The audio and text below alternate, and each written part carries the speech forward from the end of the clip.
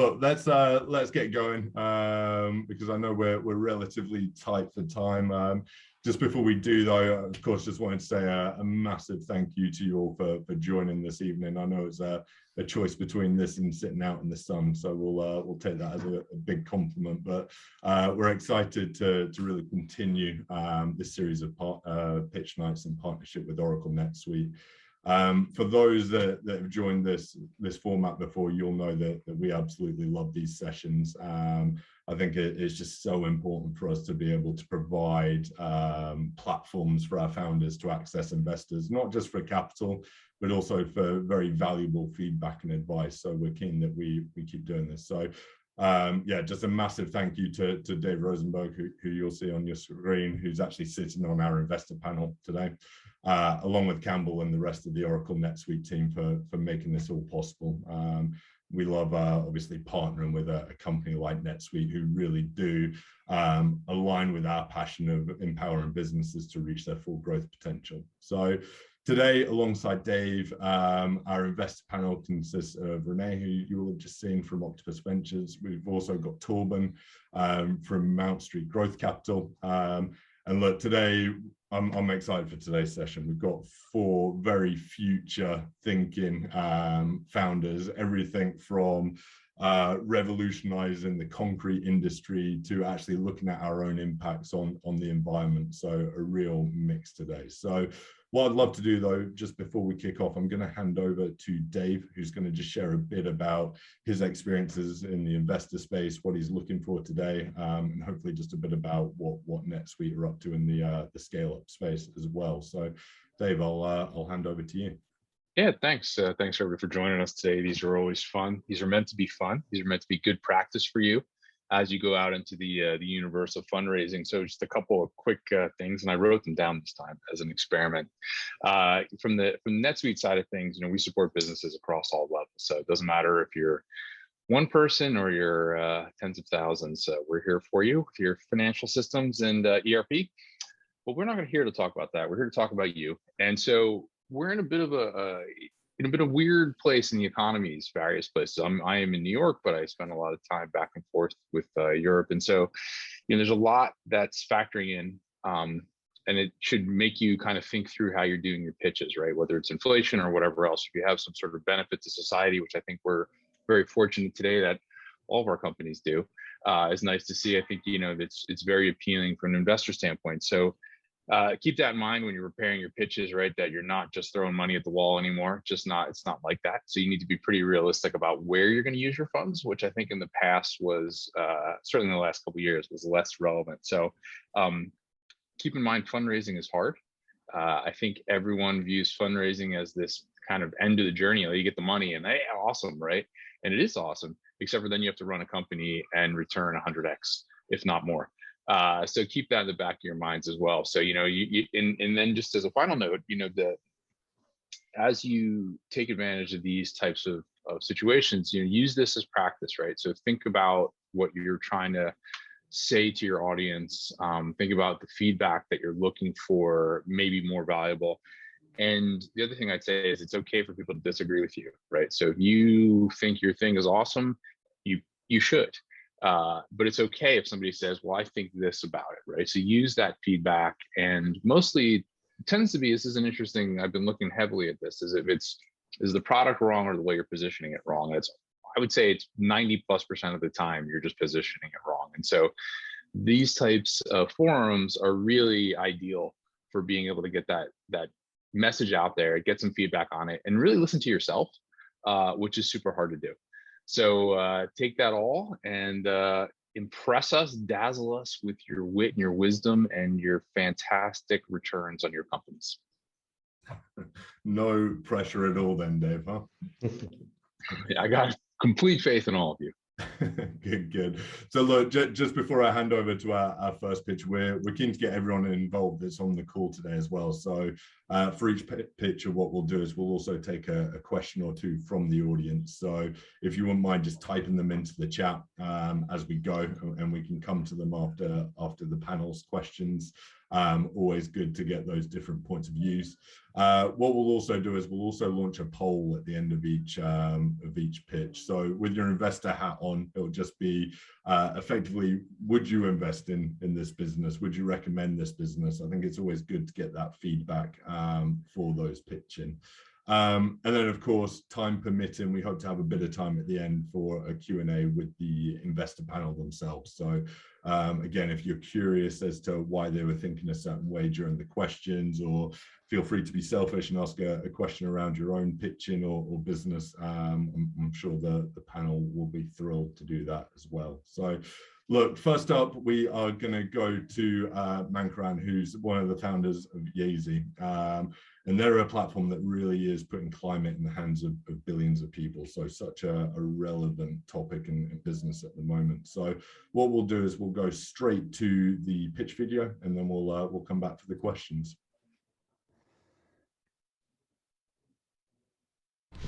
I'm here on the streets of London asking people if they want to lower their carbon footprint.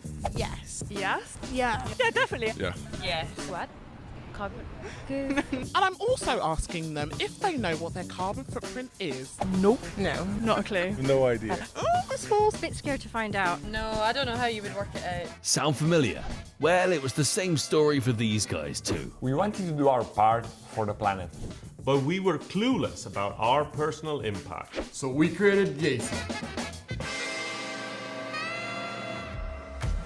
Yayzy is the revolutionary app already helping tens of thousands of people around the world measure, track, improve and offset their carbon footprints. All in real time. Here's the logic. To manage your environmental impact, you first have to measure it. Think of it like a credit score. We all have one, even if we don't know what it is. But once we do, and really start to understand it, we can start taking tangible steps to improve it. And that's exactly what Yayzy does. The Yayzy app simply and securely plugs into your debit and credit card transactions and crunches the data using our very own AI, analyzing the environmental impact behind every transaction to calculate your own carbon footprint. It takes just seconds to set up and all works in real time. Pretty nifty, right? Our calculations are some of the most advanced in the market. They're founded in 20+ years of academic research, and we use the same data used by Fortune 100 companies and advice from the sustainability legend Dr. Sangwan Su. Right, but then what? Yayzy encourages greener spending habits by identifying the drivers behind your current carbon emissions. And when it comes to your past footprint, we help there too, thanks to carbon offsetting. So with just a few taps, you can be planting trees, supporting sustainable agriculture, or helping scale the latest in carbon capture technologies. Just a few of the certified offset projects available on a pay-as-you-go or subscription basis. And while our incredible community has been busy offsetting its impact, we've been busy behind the scenes as well. We've been featured in PwC's Future 50 report, the Digital Top 50, and Apple's App of the Day. We got interviewed live on the BBC, won a PEA award, and the Golden Kitty on Product Hunt. Our previous crowdfund was 367% subscribed, backed by more than 1,000 investors just like you. We also proved a big hit with the VCs and a celebrity investor as well. Since our last raise, we've expanded to 31 countries and gained over 13,000 organic downloads with an impressive 8% conversion to paid users. That's more than twice the industry standard. But we're only just getting started. Yayzy is so much more than an app. It's a mission to put climate action in the hands of 1 billion people. And we're ready to scale. We're taking the app to the masses, already working with SMEs to help them measure and reduce their carbon footprint, and speaking with banks that are interested in using our climate impact APIs.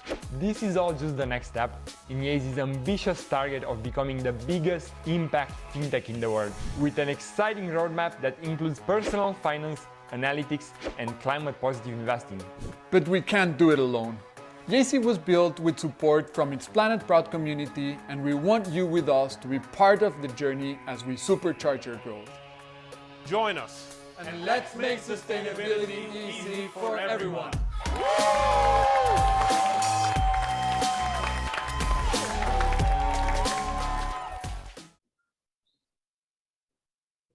very slick video, Mankaran. I like it.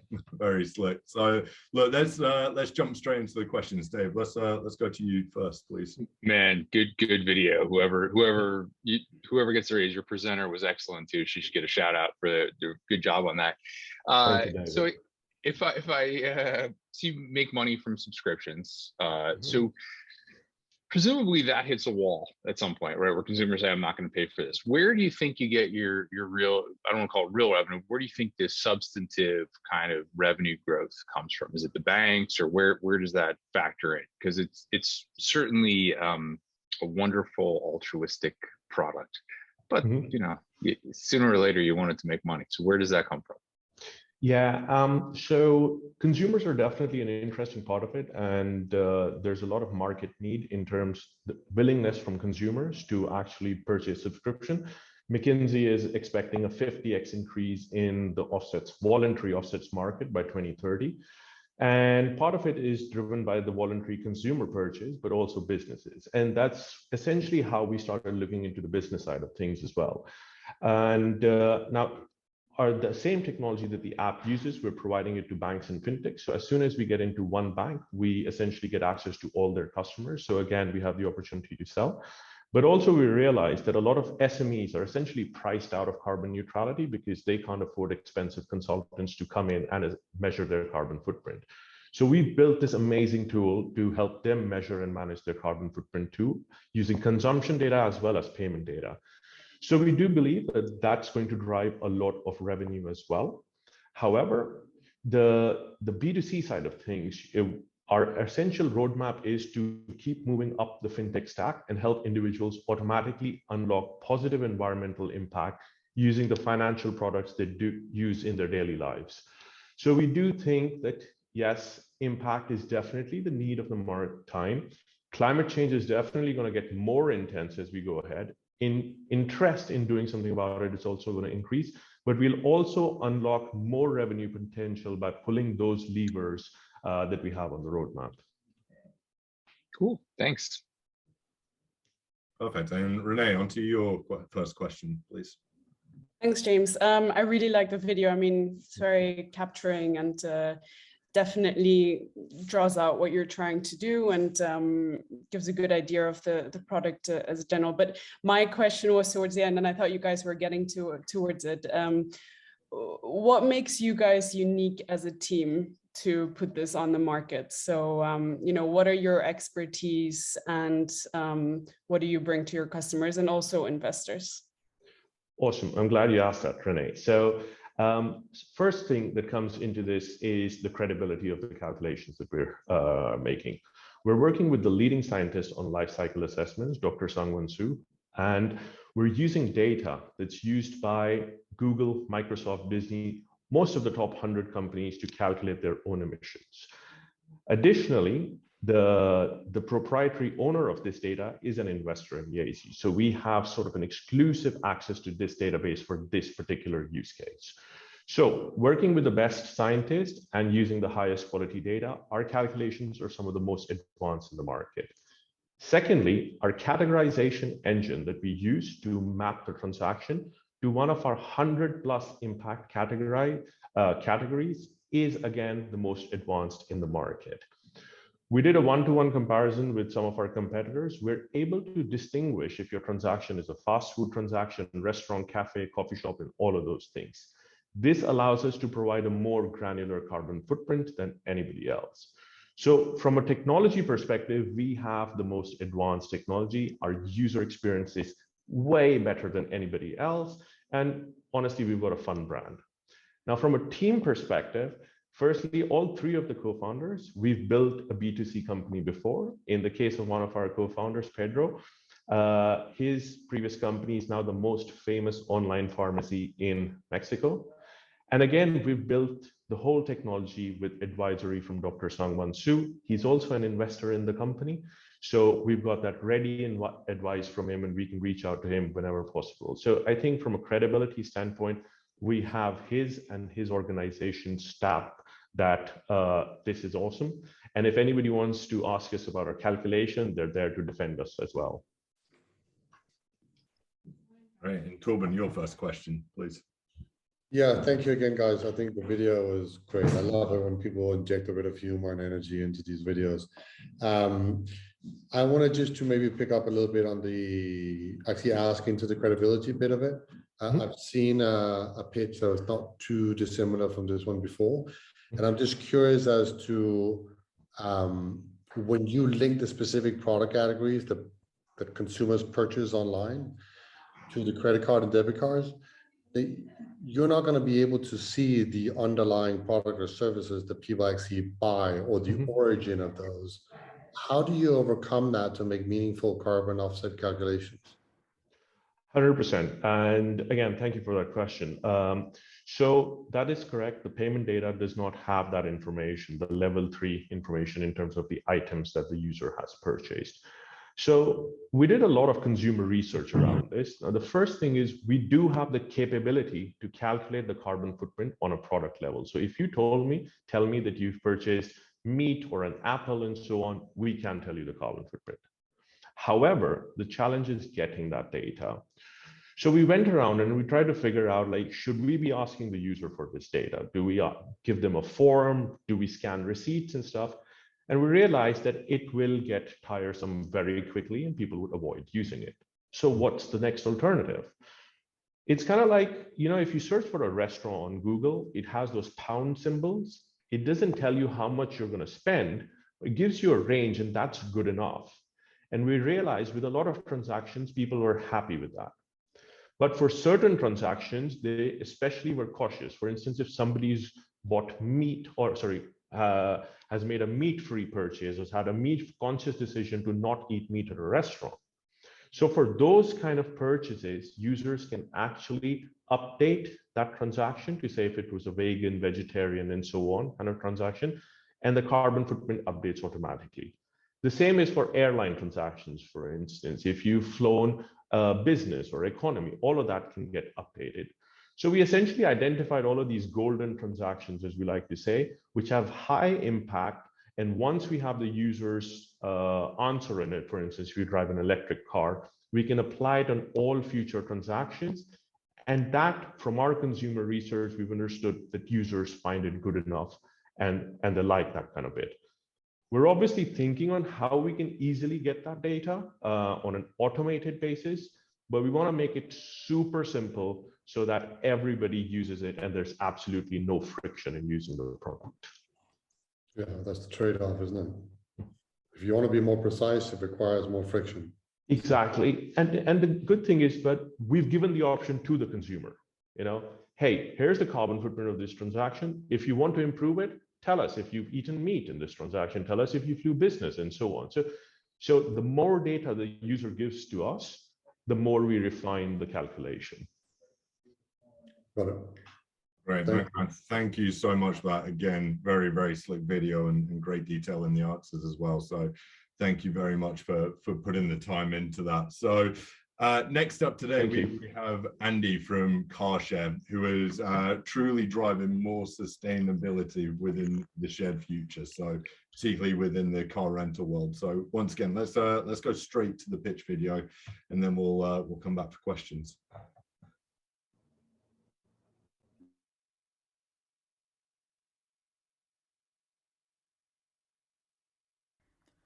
Hi everyone, my name is Andy, the founder and CEO of Karshare. Karshare is a peer-to-peer car sharing platform best described as an Airbnb for cars. We're just launching a 4 million Series A round to accelerate our UK growth, so I'll show you the problem we solve and the opportunity that this presents. The problem is this: private car ownership is broken. Now that's a bold statement, but when you consider the facts, it's plain to see. Today there are 32 million cars owned across the UK. Yet most of the time, these cars sit parked on our streets and driveways simply gathering dust. As more people move to urban locations, there's even less space for cars, so something has to change. Net zero is driving more and more people to find sustainable alternatives. And this, coupled with the cost of living crisis, makes the sharing of cars a big opportunity for everyone. So how does it work? Similar to how Airbnb changed behaviour around home ownership, we will do the same for cars. Simply put, Karshare will enable people to rent out their cars to others in their community.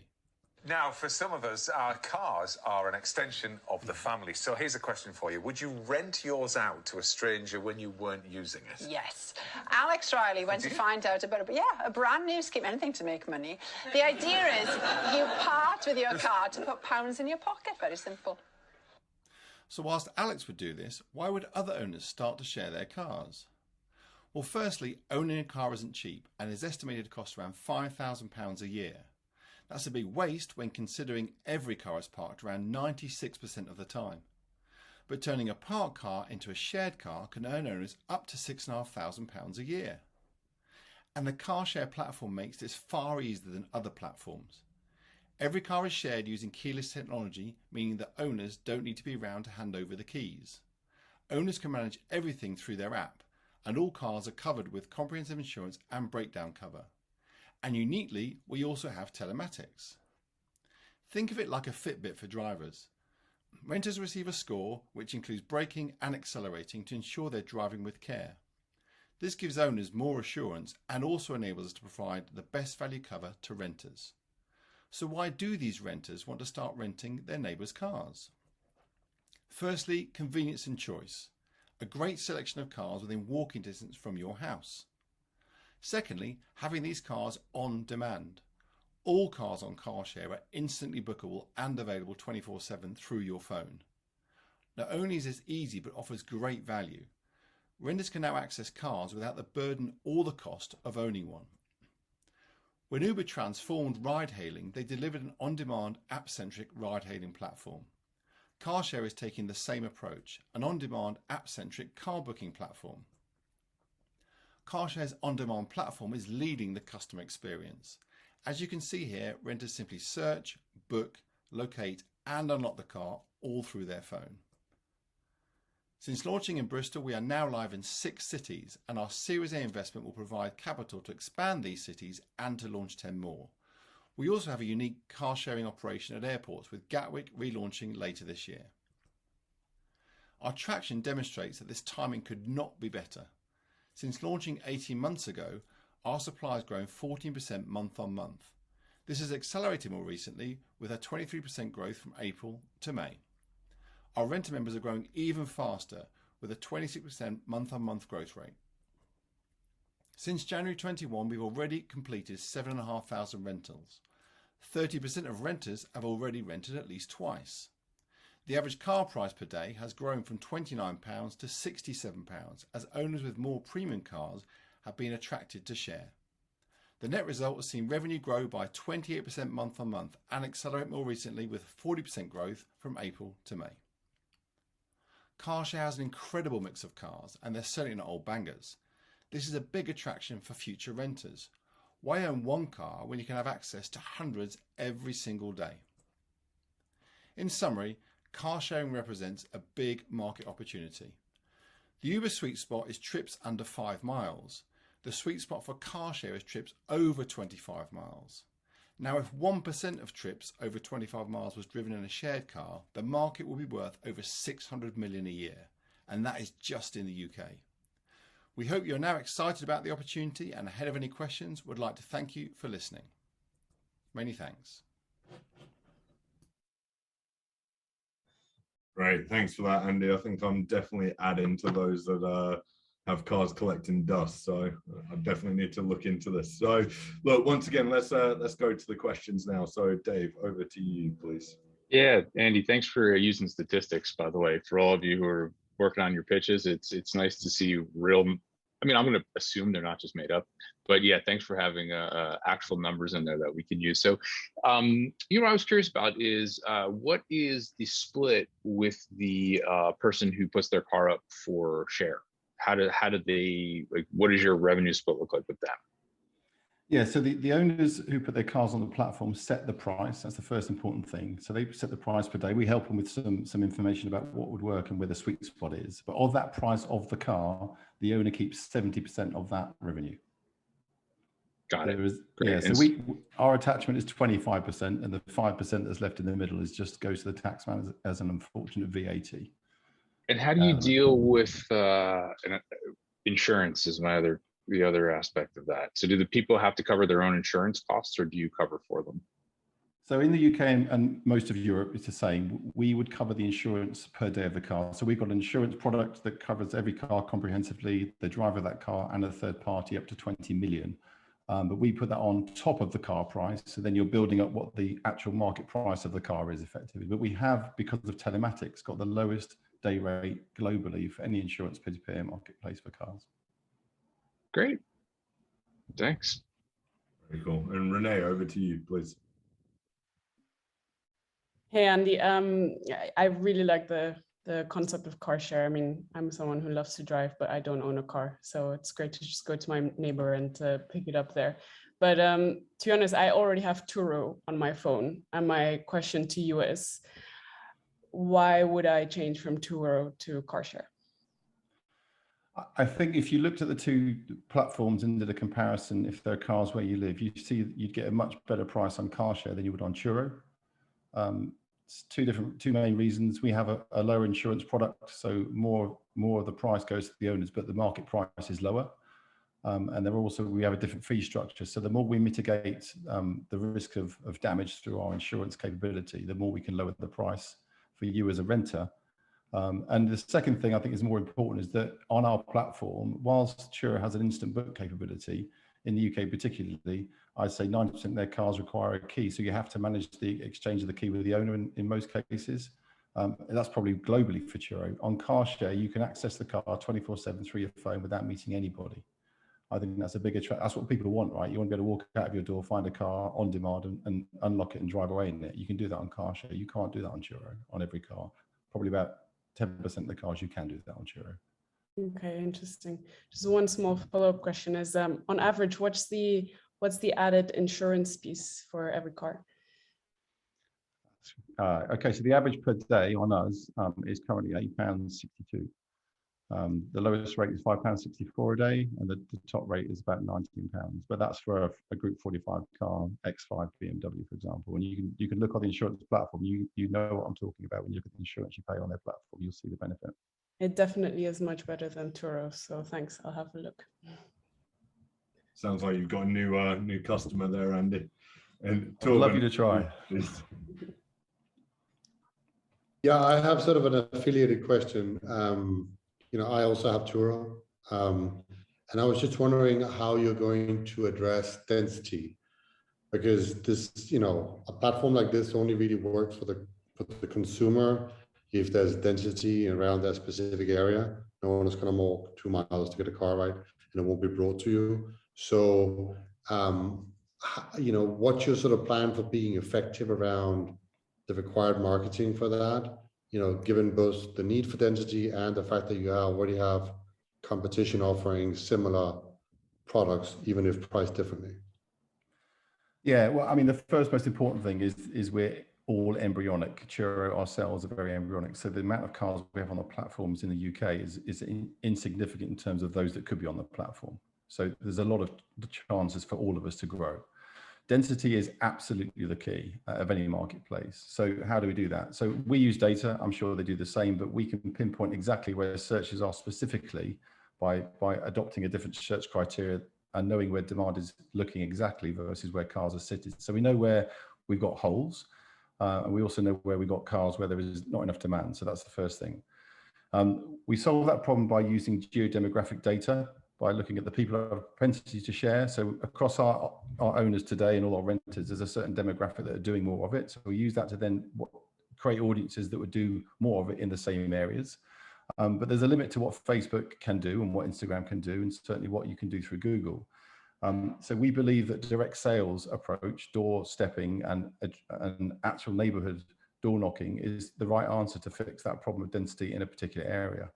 So we're talking in talks now. We haven't got this and we haven't done this before, but we understand the power of doing it through like HelloFresh and through other businesses, who are trying to grow marketplaces.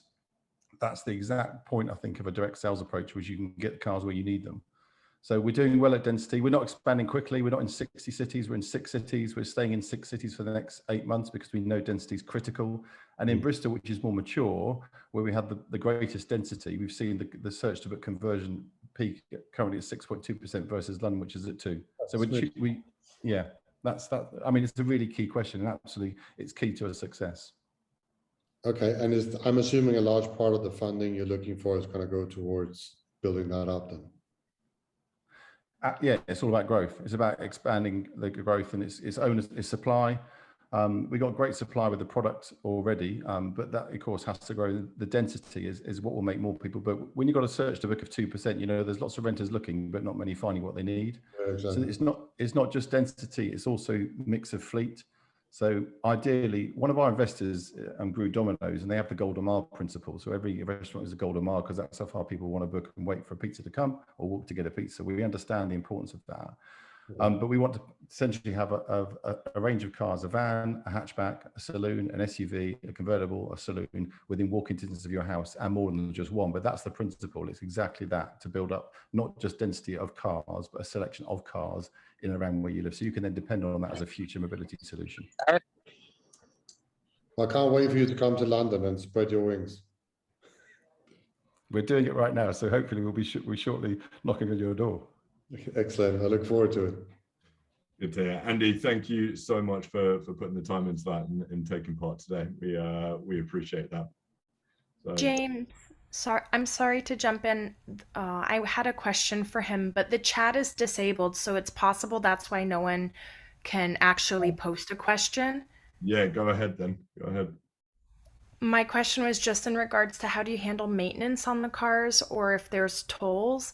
Usually if you don't pay the toll directly, it gets billed to the registration of the car. I'm not sure if it's different in the US versus the UK, but I did have a question about that. Yes, so all the maintenance is picked up by the owner, and we expect them to do those. But our fleet teams, we do regular kind of roadworthiness checks on the cars at installation, and then once again every 6 months, just to make sure that they're roadworthy. But the owners keep them up to date and they're maintained, and that's their obligation for being on the platform. Tolls is a good question. I mean, speeding fines, parking fines, they're easy to manage. Speeding fines is easier to manage because you just attach it to the person renting the car and it goes to them, so it goes off the owner. But a parking fine or a toll bridge fine is more complicated. So we encourage owners in London, particularly, to join the auto payment scheme. It's a very low cost. That means the cost is then minimized to them and the renter, but we then pass that cost on to the renters once it's been allocated. So it's just a case of disbursements. And part of the trick, and we haven't got it, but we're building it, is to make it really easy so the peer-to-peer disbursements is possible. You have my car, here's a fine, please pay, payment made, back to owner, so it doesn't touch us. So that's a big way that we're going to scale, but we're building that right now. Thank you.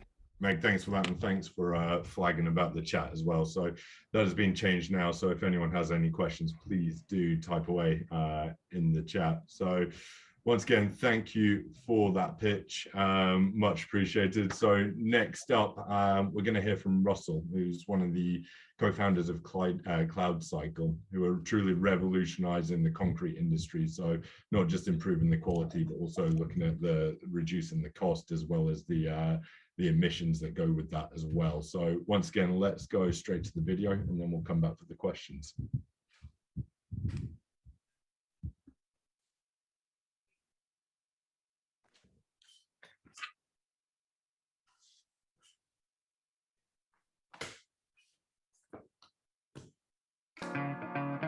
I'm here at a ready-mix concrete batch plant in Italy, where we're comparing our digital slump test with a physical slump test. The slump test is over a century old, and it's done in much the same way the world over. Let's see how it's done.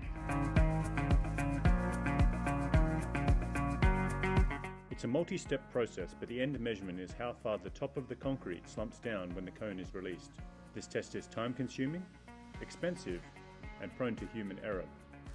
But it's an important test that's carried out by the end user when the concrete arrives to the job site. There is no visibility of this property when the truck is en route to site, and if the test fails, then the concrete will be rejected and wasted. This costs the supplier money and affects the project's schedule. That's where we come in. The construction industry is woefully under-digitized, but with our cloud box here and our sensors here, we're able to digitize concrete from the batch plant to the job site.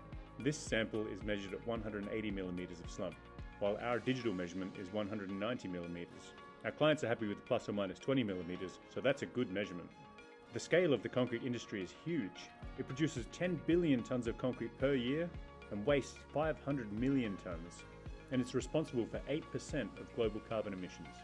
On the face of it, digitization of concrete provides immediate quality and operational benefits to ready-mix suppliers and their customers. And so our focus is to provide digital slump measurements in real time and to expand quick enough to reach our overarching mission. Our mission is to reduce global carbon emissions by 1%. We'll do it by digitizing 600 million truckloads of concrete that are batched each year. Utilizing big data, we have an opportunity to reduce cement content in each cubic meter of concrete, reduce wasted concrete, reuse concrete that is wasted, and improve logistics. This gets us a long way towards our goal. We're fundraising right now. We're looking for investors who want to change the face of the ready-mix industry with us and make a meaningful impact in the environment in the process. So please get in touch.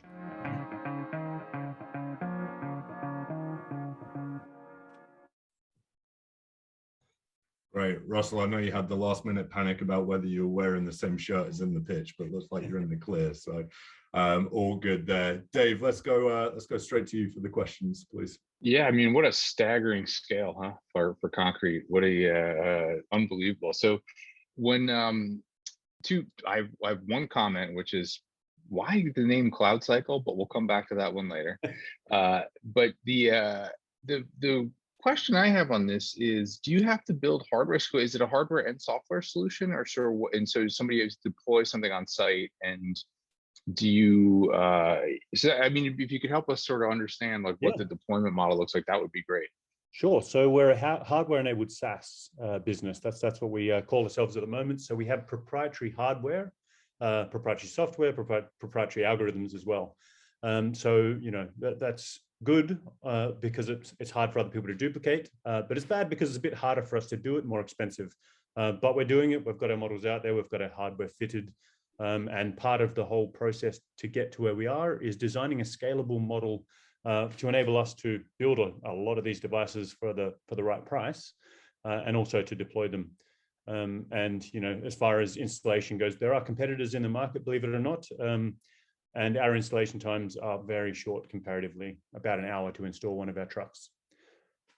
And where is there like a nexus of where the vast majority of these trucks would be used, or is it like you know, China is your market versus say Australia or whatever else, or is it just worldwide? It's worldwide. It's worldwide. We will probably tackle China and India last, although we are getting approached right now to do POCs in India, and that is really enticing, but very different markets. So right now we're focusing on UK and Europe, and we expect, you know, there's actually a swathe of countries that we'll be going across relatively soon. But delivering on these POCs and moving into pilot phases is key for us in the next 24 months. Very cool. Thanks. Perfect. Renee, on to your question, please. Thank you, James. Russell, I'm just trying to understand kind of where exactly in the cycle does it fit in? So who is the actual end customer? Are those the companies producing the concrete, or is it, let's say, a building site that receives the concrete? And what exactly is it again that they get out of it? So what's the biggest issue that you're kind of solving for them? Okay, great question. And you know, it's a difficult one. So for us, we have multiple customers. Right now, we're targeting the suppliers only, and we're going to be funneling our data through them. So in reality, you could think of it as people who gain value. We expect in the short term to be paid by the concrete suppliers because we give them quality data on the load that they're delivering to site. So just to elaborate on that, when they batch concrete in their batch plant, they put it in the back of the truck. From that point on, they have no information about that material until it gets delivered to site, and sometimes it gets tested physically on site and rejected. So we're digitizing that, providing a lot of data, but both sides to this party want that data, the supplier and the contractor, and they want it because it's cheaper to do it digitally. So a couple of the benefits are, for example, right now, a physical test will take 5 minutes or so on site. That's a truck waiting around for 5 minutes and potentially rejected concrete. Instead of that, you can know what the slump is on the way to site or the workability on the way to site, and you could turn that truck around sooner rather than waiting on site for it to get rejected, driving it, you know, further, and then you might be able to remediate it before then as well. So that's the real value. And there's a lot of other stuff, but I'm not going to drag it out. Thank you. Right, and Torben, your question. Yeah, just to comment on the question. Actually, I think the Indian market is quite an interesting market, even if it's a tricky one to execute, because I'm involved in something out there in construction, and there's a lot of issues actually around cement quality. So I think that ratio is probably higher out there. It's a huge market, but it's operationally a different kettle of fish. But my question is actually on the hardware side. I'm assuming, how do you fit the hardware? Is it retrofitted onto individual trucks, or are you working with, I was going to say OEMs, so I'm assuming truck manufacturers? Another great question, and we're doing both actually. So right now we're retrofitting because there's a lot of trucks already out there that need to be fitted for digital concrete quality measurement. But we've fitted so far one truck at the OEM, and we've got agreements with them, and we're approaching other OEMs as well. Turns out it's a lot easier for us to install them in a clean factory when the truck is there and actually the mixer is off the truck on the ground. So it's cheap, quick, better quality in a factory. So yeah, good question. So is it the majority then that you're selling into manufacturers, or is there quite a high ratio of retrofitting? No, so far we've only done one trial fit in an OEM, but we expect that in future we'll be fitting most of them in the OEM in the factory, just because it's quicker, easier. And these companies that are asking for our equipment to be fitted to them, they have, say, several hundred trucks replaced every year. So it makes sense for us to actually have an agreement with the OEM, because it's easier for everyone. You don't have the downtime, et cetera, as well. Okay, got it. Thank you. I have one more question, if James, do we have time? Just curious, do you guys have backgrounds in like construction, or are you data people? Like, what was the genesis of it? Why do we trust you to make sure our concrete is better? Okay, excellent question. So my background is in construction engineering. So I've spent a lot of time in concrete and around concrete, designing concrete, and managing the construction of concrete structures. But I've been a tech geek since I was a kid. So actually the version 0, the MVP, I built myself from the hardware to the software in the back end and the front end. But now we've got a good team so they can build it properly. So that's where we are. No, it's a good part of the story for everybody else listening out there. It's an important little factoid. Perfect. And Russell, we've had a stream of questions come in on the chat, which I suppose always helps if the chat is up and running. So I'll pick a couple of these out. So someone is asking, is this available in the UK? And do they, as a contractor, can they get hold of it, or do they actually need to find a concrete provider that's already working with you? Okay, so far it is available in the UK predominantly. We're currently doing POCs on a couple of HS2 sites. You would need to go through the concrete supplier first, and that's probably a good thing for us anyway if you were to speak to them and say you want concrete, digital concrete quality measuring. But if you speak to me afterwards or send me an email, I can talk to you about the process. Perfect. And last one then. We've got a question from Meg asking, effectively, you've spoken a bit about expansion internationally, but have you had any more thoughts on either the hardware or software side where you would take this next? Oh, yes. So really the phase we're in at the moment is to expand, and it's quite a profitable model that we have at the moment. But I think you accelerate revenue when you find side revenue streams. We've got a couple that we're thinking about right now, and so far it looks positive, but we can't yet prove it. And when we get enough data, we think the data itself is the valuable part, and it'll be the behemoth. So yeah, I think we'll move into the insurance world at some point in the future, but we need a lot of data before then. Interesting. Russell, I was just about to move on, but Andrew's just asked about the name, which I know has come up 2 or 3 times. So I don't know if you want to quickly give us the backstory on that. Yeah, so basically, Phil and I have worked on a few things together, and it's always been waste to value. And we see Cloud Cycle, or saw initially, we thought, construction, concrete, should we name our product something about construction and concrete, then we're tied to that. When in reality, we have big dreams, or we had big dreams about moving over to other verticals as well, where you can save money in different areas. But actually, this is a big, juicy vertical, and we'll be in it for a very long time, and it's exactly where our focus is. So it kind of doesn't make sense to be called Cloud Cycle now, but we like it. So yeah. Perfect. Well, Russell, thank you very, very much for that. And Phil, I know you're in the audience as well, so thanks for taking the time out to take part today. Thanks for having us, guys. Of course. So look, next up, we've got Kamran as well, who runs Gridizen. They're a cloud-based property management company, really shaking things up. And Kamran, I know you mentioned you're out in Pakistan, so good of you to join us today while you're traveling. Once again, let's go straight to the video.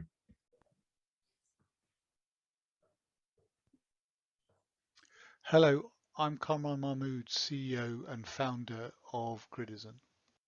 Gridizen has created the first automated ESG reporting process for the housing sector. Over and above that, we actually have an end-to-end enterprise system from onboarding tenants, compliant management, maintenance management, payment processing. We're live, we have nearly 1,000 properties loaded, and we're really excited to announce CBRE has agreed to use our platform. We're EIS approved and we're aiming to raise £1.2 million. The UK has the least efficient housing sector in Europe, with 15% of UK emissions created by heating homes. 90% of these emissions can be reduced by home improvements and retrofitting. The funds required for this work will largely come from outside the sector, and the funds from outside the sector will demand ESG reporting and ESG data to make sure it fits in line with their corporate goals. Our ESG report accelerates housing associations and landlords reporting their ESG data and makes it more efficient ongoing. We can track lots and lots of data, lots and lots of information, and put it into one simple dashboard. We have a number of clients already in place, from small landlords to large landlords, and we're really excited at the breadth of users that we have and the way they're using them at the moment. We're ahead of target for the number of units we have on our platform and our recurring revenue, and we have a really strong pipeline. We've created a stable and scalable business model with strong cash flows and profitability. Demand for rental properties across the globe is growing dramatically, with house prices outstripping salary increases for the last 15 years. I've always said Gridizen has a large number of competitors because we do so much. But because we do so much, it creates an opportunity for our users to reduce the number of softwares they're using. We did a survey of estate agents, local authorities and housing associations, and some of them were using 7 to 8 different pieces of software. Eve and I have worked together for 15 years. We have over 40 years experience of property management and lettings between us, and our strategic board has been wonderful in opening doors and guiding us. We have ambitious plans over the next 5 years, and our business plan demonstrates this. With nearly 2 million users on our platform, Gridizen will be in a really strong place within 5 years' time. We're aiming to raise £1.2 million to accelerate our growth and defend our first mover advantage in the ESG sector. Just under 50% will be used for sales and marketing. Because we've already built up our enterprise model, it doesn't require the same investment as another organisation at seed stage. Of the £1.2 million we're aiming to raise, a seed investor from a previous round has committed to an additional investment of £100,000, and a new family office has committed to £200,000. We're now looking for an investor to lead this round to fast track our growth. If you have any questions, please do get in touch. Thank you. Perfect. Dave, let's go straight to you for the questions, please. Yeah. One thing that I think you glossed over, for me at least, is where does the data come from? Is it the data comes from the clients using it. So the housing associations, estate agents, landlords. And so we either replace their current PMS or we sit on top of their PMS. Okay, and those are and it's centralized. I forgive my naivety here. So they don't, each apartment does not pay its own utility bill, for example. They pay into the sort of the bigger association. No, so depending on the type of the tenancy agreement, generally the tenant would pay their own utility bill. Okay, and then that data comes from. And then we have the ability, subject to it being in the tenancy agreement, that we can collect the data. I see. Got it. We can collect that data and automate that. Okay, makes sense. Okay, and then so when you had some statistics up there about how much you had sort of potential revenue. There was it was like £1,000 a month, or £1,000 a year, or £1,000 a month. No, so our revenue is just below £3,000 a month. We've got 1,000 properties loaded currently, which is increasing day by day. Gotcha. Yeah, this is the typical VC jerk questions, and I apologize for not paying enough attention in real time. Good, thanks. I feel free to move on to Renee. Yeah, perfect. Renee, on to you, please. Thank you, and thanks for the presentation, Kamran. I have two questions, and I'll start with the first one. Is what is the main problem you're solving, in like 1 to 2 sentences? The main problem is simplifying ESG reporting for housing. The housing sector is under lots of pressure to report its data. The government is mobilizing to make it compulsory. So sustainability reporting standards were set up over a year ago, and there's already 100 adopters for that. And there's 1,400 housing associations and local authorities. So the market's only going to grow. And this is more than 1 or 2 sentences, Renee, my apologies. So I actually attended a sustainability reporting standards seminar this morning, actually an hour after I got off a 9-hour flight. And there were 100 people attending, and 40% of those were banks and investment institutions interested in understanding how housing associations and local authorities are going to report their ESG data. Okay, thanks for that. So if I understand well, you're playing in on the fact that it is going to be something that's compulsory and you're kind of ahead of time. Okay, perfect. And it's proving itself in the market at the moment because lots of people are using that data to raise money and reduce their funding costs. Yeah. And then one more is you showed your competitor deck and the fact that you offer several features and essentially you have all of them versus your competitors only have a few of them. I don't think that's always a competitive advantage, just because from what I've seen so far is you can't be excellent at all of them. So if I were to go to your competitor, they might say, oh, but Gridizen has all of these, but we're actually much better at this one particular thing we need. So yeah, what's your view there? So we created our architecture. You can have one function or you can have all of them. So none of our users are using the whole platform. They're using probably 5 or 6 out of 10 or 11 different elements that we can actually do for them. So we see it as a land and expand opportunity rather than covering an organization with everything that we do from day one. Okay, thank you. Pass it over to Torben. Yeah, thanks, Renee. Kamran, thank you. This is a really interesting one for me because it's quite unusual to see a company of your maturity going after the enterprise segment as opposed to the SME segment. It's normally the way around. You start with small ones and then you work your way up to the animal. You're going top down, which I understand makes sense because some of the regulatory pressures and ESG stuff is higher at that end of the market than it is at the bottom end of the market. My question to you then is, the market is A, very fragmented, and B, this type of software is very sticky. It's like out there with accounting, okay? People to migrate, especially when you move down the market stack, to get people to migrate and drop what they have. And even though they have silos that are not, interlinked or, work with each other, it's extremely difficult to convince people to change these pieces of software. It's essentially business. How are you planning to overcome that? So just a couple of points on that, Torben. So we've gone into the enterprise market due to our strategic advisors. So 2 of them are actually funding and investing in housing associations. So they've made direct introductions, and they actually requested Gridizen to pivot slightly to prepare a model or prepare solutions that they were finding challenging themselves.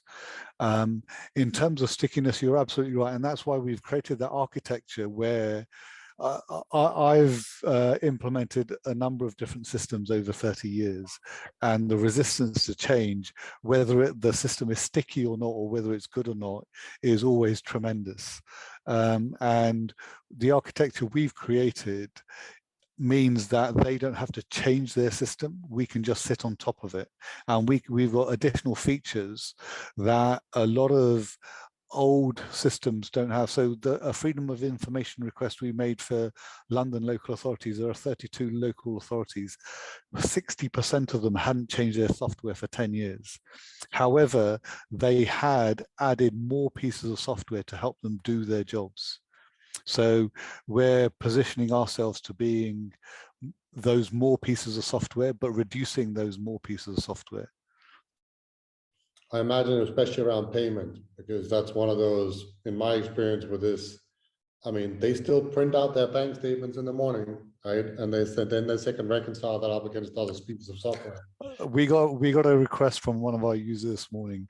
Can we print and email statements every month, please? Exactly. Okay. I just think maybe you should consider offering, maybe a free solution of something just to get your foot in, and then you can open up the features on a paid basis afterwards. But it's just... Torben, it sounds like you may have done this once or twice before. So, that's exactly what we do. Okay. So for the smaller landlords, as in less than 5, which we have a handful of, it's free. And for enterprise users, we give them a free trial. And we've converted every free trial into a paying customer so far. Oh, well done. Perfect. And just a quick question, Kamran, that's come in from the chat. So if you're sitting on top of your client's current software, how do you ensure that the data fits in seamlessly so it doesn't end up messy in the back end? That's the hardest bit. So we've tried to be plug and play, but what we've realized is housing associations and local authorities are terrible at keeping data.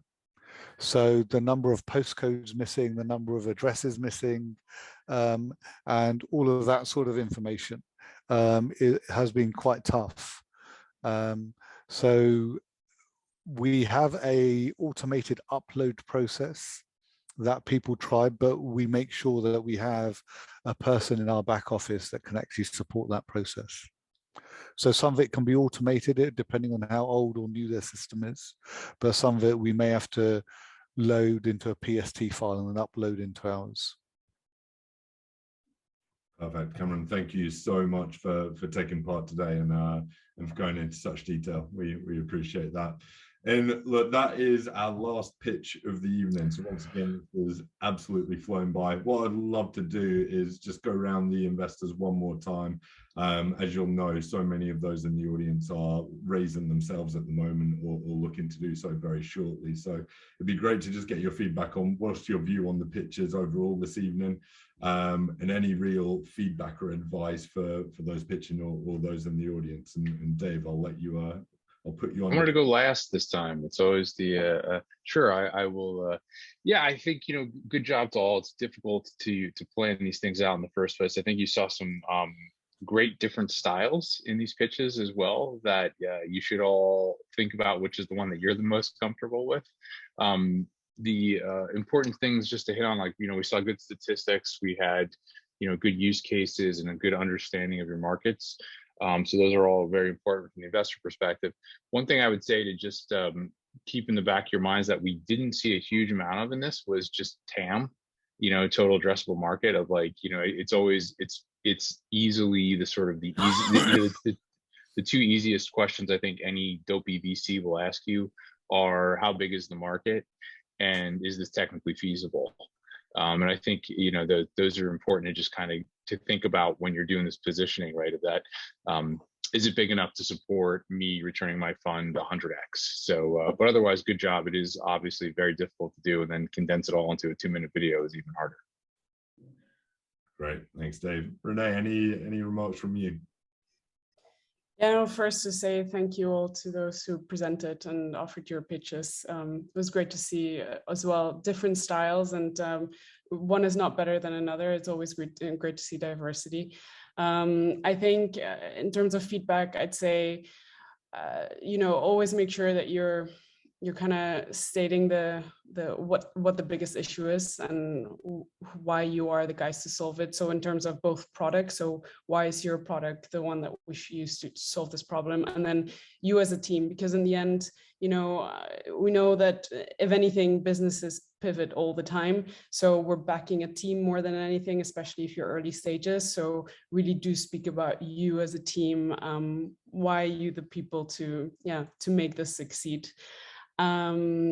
And let's see, yeah, in terms of, I mean, it was good in the questions. I think it's great to always be interactive and, you know, just keep it kind of casual. In the end, it's just going back and forth with questions.